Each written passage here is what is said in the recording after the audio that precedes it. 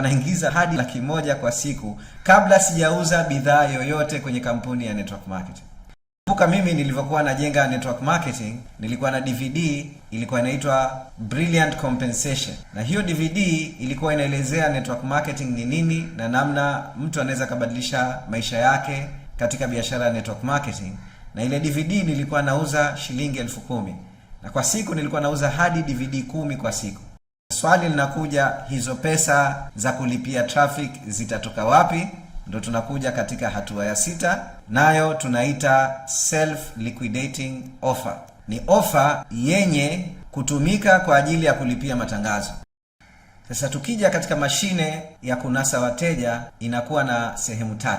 Sehemu ya kwanza ndio hiyo traffic tulozungumzia ambayo unailipia na pesa utaitoa katika hiyo self liquidating offer. Unawaingiza ndani ya jukwaa lako. Unaweza ukaanzisha jukwaa la WhatsApp, ikisha ndani ya jukwaa lako unatoa value, unawafundisha, unajenga uaminifu. Ikisha unaweza ukatangaza kwanza self liquidating offer yako ili upate pesa haraka, na baada ya hapo utaweza kutangaza bidhaa yako halisia.